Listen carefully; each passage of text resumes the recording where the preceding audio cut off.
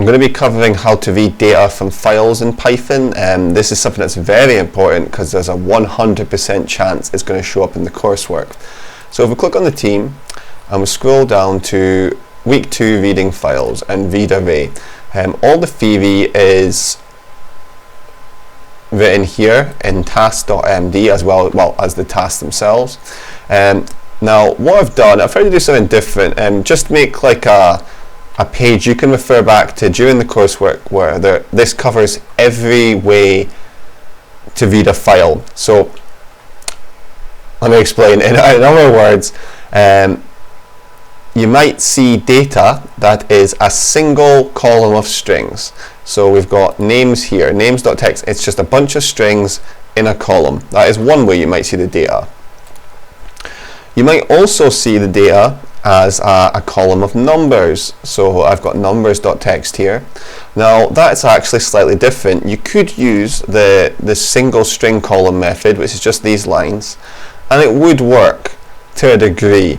The problem is it reads the strings in as it reads the numbers in as strings. It reads it in as pieces of text and not numbers. So every number would have like little quote marks around it, which is problematic if you were trying to find the highest number because it just sees them all as words.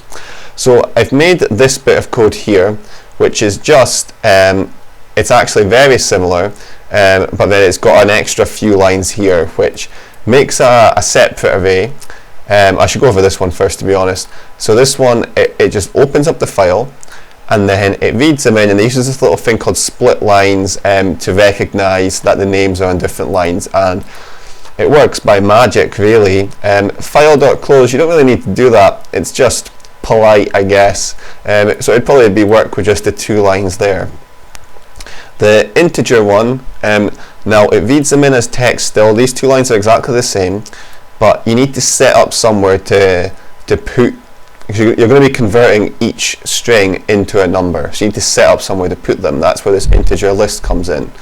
So you loop through every single value of the list. That's how you loop through it. So you go for I in range 0 to the length of the list, and because we've used the len function, not a certain number, this will adapt to whatever you read in, and this will just append and it converts it into an integer first, and then it makes a copy of it. It makes integer list, and notice it returns integer list here. So we've got string list and integer list. This one returns integer list. We still have a list of strings here, we're just not using it. Whereas this one returns string list because we're making a list. Well, you're still making a list of strings there. The hardest one that might come up is multiple columns, and it might be different data types. So it opens up very similar, and then you've got string list, and then it does all the split line thing. But what you need to do is set up different lists or arrays to be ready to take that data. Now I've just said A, B and C, imagining there's 3 different things. There could be 2 or there could be 10, I don't really know, but if you would just add or subtract these depending on how many columns you've got. So the task in this document, there is 3 columns, so you would just keep it the same, right? You might want to give it a better name than list A as well. So if it was this one, you might want to make it like first name array, or first name list, or surname list, age list, and so on, just to make your code a bit cleaner and more understandable. You don't want it to look like a copy and paste job either. And then what it does is it loops through the whole list, and it uses this thing called the split function, which breaks it up at the comma. So it recognizes that the comma means it's something different. So it will add the first, so here's our column A, B, C. The way it's set up like that, basically it returns the first value. It's all put into one giant array, but it returns the first value to the first column, then the second, then the third, and then it'll loop round, and it'll just keep splitting it up that way. It'll keep going first, second, third, first, second, and then so on. After you've done that, you need to append them to arrays. Now, I've done append string here. This is unneeded. It doesn't need that. It's going to be a string by default. I've just done that in case you want to change it and you don't forget about that in the future. So say you're adding numbers, you would need to change that string to int. Or if it was floating point numbers, if it was decimal numbers, you would need to write float, and then it would change the data. So you could technically get rid of these if it's because it's strings anyway, but I've just kept it there so it's like a template you can copy and paste. So what you've got to do is,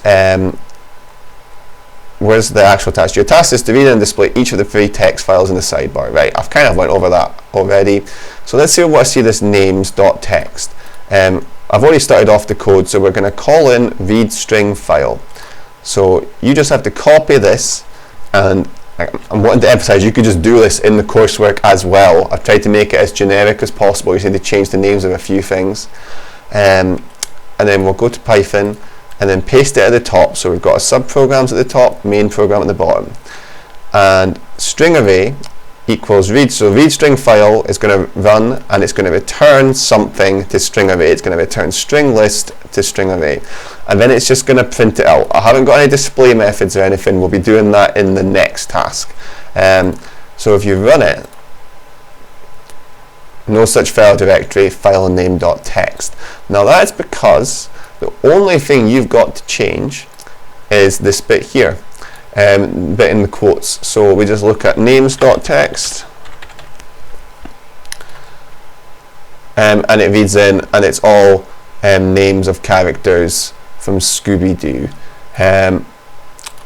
Now I don't know why there's quotes around that. They shouldn't be there. Editing live. I'm not going to re-edit this. I can't be bothered. That's why it's looking. Right, if you run that, and now it looks what it should look like here.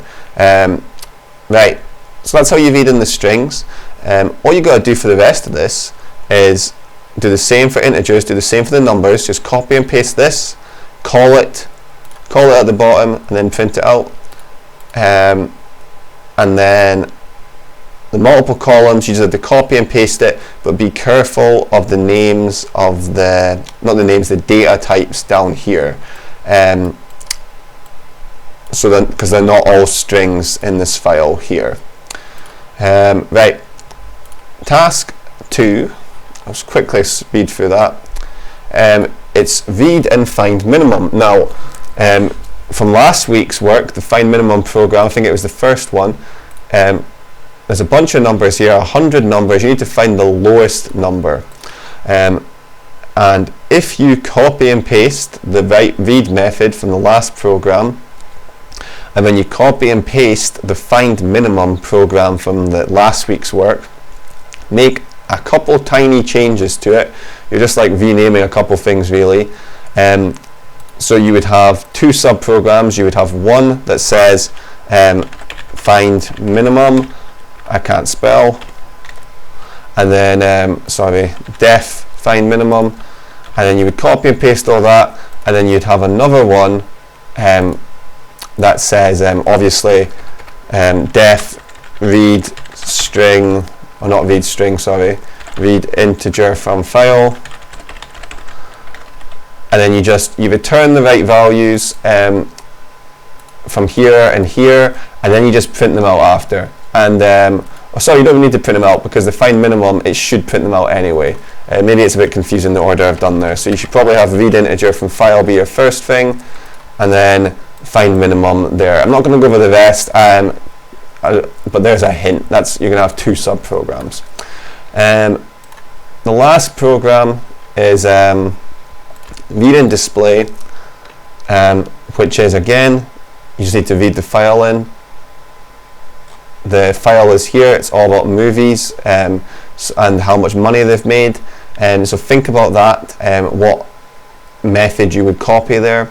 And your task is just getting to come out in sentences like this. So Avengers Endgame made 2,797,000,000 blah blah blah.